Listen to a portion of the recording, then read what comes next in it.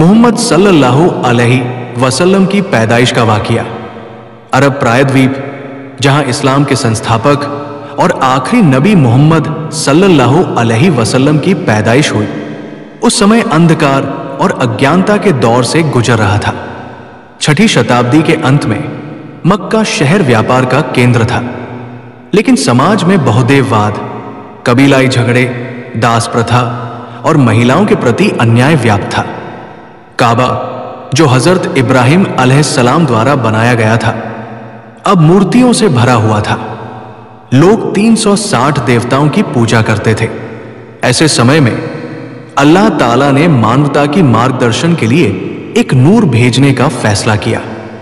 यह नूर था मोहम्मद सल्लल्लाहु अलैहि वसल्लम का, जिनकी पैदाइश ने दुनिया की तारीख बदल दी। इस कहानी को समझने के लिए हमें पैदाइश से पहले के घटनाक्रमों पर नजर डालनी होगी। मोहम्मद सल्लल्लाहु अलैहि वसल्लम के जन्म से कुछ समय पहले आमुल फील का वाकया हुआ, जिसे हाथी वाले साल के नाम से जाना जाता है। यमन का राजा अब्रहा, जो ईसाई था, ने काबा को नष्ट करने की योजना बनाई। उसने एक विशाल सेना तैयार की, जिसमें हाथी शामिल थे, और मक्का पर हमला किया। लेकिन अल्लाह ने अबाबिल पक्षियों के माध्यम से पत्थरों की बारिश करवाई, जिससे अब्रहा की सेना तबाह हो गई। यह घटना कुरान में सूरह फिल में वर्णित है। इस वाकये के साल में ही मोहम्मद सल्लल्लाहु अलैहि वसल्लम का जन्म हुआ। वंशावली और परिवार का परिचय। मोहम्मद सल्लल्लाहु अलैहि वसल्लम का वंश हजरत इस्माइल अलैहिस्सलाम से जुड़ा हुआ था। उनके दादा अब्दुल मुत्तलिब कुरैश कबीले के प्रमुख थे और काबा की देखभाल करते थे। अब्दुल मुत्तलिब के 10 बेटे थे, जिनमें से एक थे अब्दुल्लाह, जो मोहम्मद सल्लल्लाहु अलैहि वसल्लम के पिता थे। अब्दुल्लाह की शादी आमिना बिन्त वहब से हुई, जो बनु जुहरा कबीले से थी। अब्दुल्लाह बेहद खूबसूरत और नेक इंसान थे, लेकिन दुर्भाग्य से मोहम्मद सल्लल्लाहु अलैहि वसल्लम की पैदाइश से कुछ महीने पहले ही उनका इंतकाल हो गया। वे व्यापार के सिलसिले में सीरिया गए थे और वापसी में बीमार पड़कर मदीना में वफात पा गए। हजरत आमिना रज़ियल्लाहु अन्हा एक नेक और पाकीज़ा महिला थी। जब वे गर्भवती हुई तो कई चमत्कारिक घटनाएं हुई। उन्होंने बताया कि गर्भावस्था के दौरान उन्हें कोई तकलीफ नहीं हुई, बल्कि उनके पेट से एक रोशनी निकलती थी जो पूरे घर को रोशन कर देती थी। एक रात ख्वाब में उन्होंने देखा कि एक फरिश्ता आया और कहा, तुम दुनिया के सबसे बेहतरीन इंसान को जन्म देने वाली हो, उसका नाम मोहम्मद रखना। हजरत आमिना को यह भी महसूस हुआ कि उनके गर्भ में एक ऐसा बच्चा है जो दुनिया को बदल देगा। 022943 पैदाइश का चमत्कारिक वाकया। मोहम्मद सल्लल्लाहु अलैहि वसल्लम की पैदाइश 12 रबीउल अव्वल सोमवार के दिन 20 अप्रैल 571 ईस्वी को मक्का में हुई। यह समय सुबह सादिक का था, जब अंधेरा छंट रहा था और रोशनी फैल रही थी। पैदाइश के समय हजरत आमिना ने कोई दर्द महसूस नहीं किया। बच्चे के जन्म के साथ ही एक तेज रोशनी फैली, जो मक्का से लेकर शाम, सीरिया और बसरा तक के महलों को रोशन कर गई। हजरत आमिना ने कहा कि उन्होंने शाम के महलों को साफ साफ देखा। जन्म के समय कई चमत्कार हुए।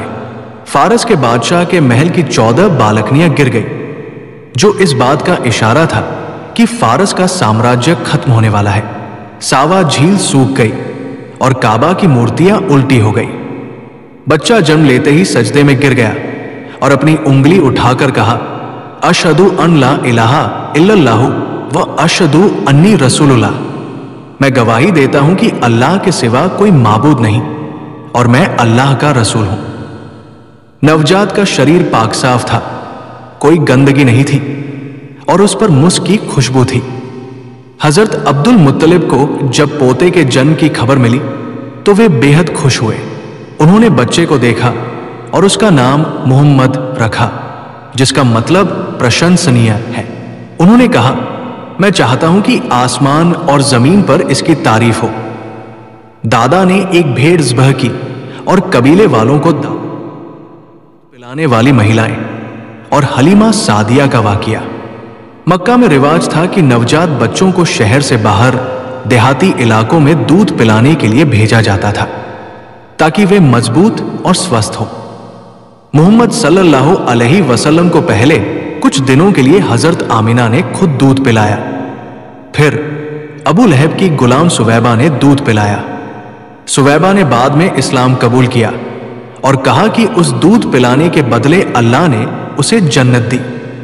फिर बनु साद कबीले की हजरत हलीमा सादिया रज़ियल्लाहु अन्हा को यह शरफ हासिल हुआ। हलीमा ने बताया कि जब वे मक्का आई तो कोई बच्चा नहीं मिल रहा था क्योंकि उनका कबीला गरीब था। लेकिन जब उन्होंने मोहम्मद सल्लल्लाहु अलैहि वसल्लम को गोद लिया तो चमत्कार शुरू हो गए। उनके घर में बरकत आ गई। उनकी ऊंटनी जो सूखी थी दूध से भर गई। उनके बच्चे स्वस्थ हो गए। हलीमा कहती है कि मोहम्मद सल्लल्लाहु अलैहि वसल्लम का चेहरा इतना नूरानी था कि रात में चिराग की जरूरत नहीं पड़ती थी। वे दिन में एक बार दूध पीते थे और कभी रोते नहीं थे। उनका विकास तेज था। 2 महीने में बैठने लगे, 3 में खड़े होने लगे, 4 में चलने लगे। वे हमेशा पाक साफ रहते थे और कभी बिस्तर गंदा नहीं करते थे। हलीमा के घर में खुशहाली आ गई। फसलें अच्छी हुई और जानवर स्वस्थ रहे। हलीमा ने उन्हें 4-5 साल तक रखा। एक बार जब वे बच्चे 2 साल के थे तो जिब्रील अलैहिस्सलाम आए और उनके सीने को चीरा, दिल से काला टुकड़ा निकाला और उसे धोकर वापस रख दिया। ये शक्के-ज़्रक का वाकया था जो उनकी पाकीज़गी का सबूत था। हलीमा डर गई और उन्हें वापस मक्का ले आई। अनाथ होना और दादा चाचा की देखभाल।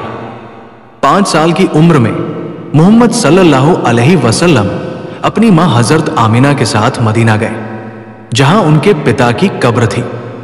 वापसी में अबवा नामक जगह पर हजरत आमिना बीमार पड़ी और वफात पा गई।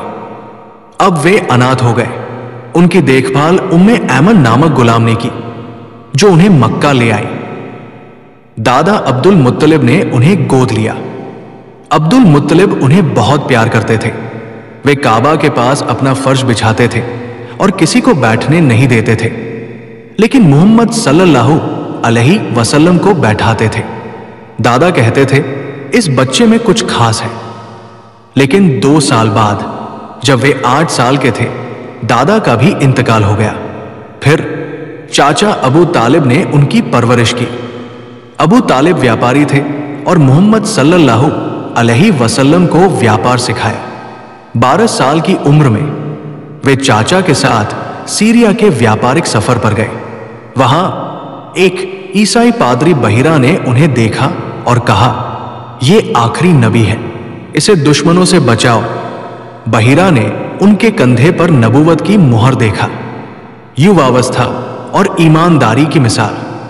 मोहम्मद सल्लल्लाहु अलैहि वसल्लम युवावस्था में ईमानदार और भरोसेमंद बने।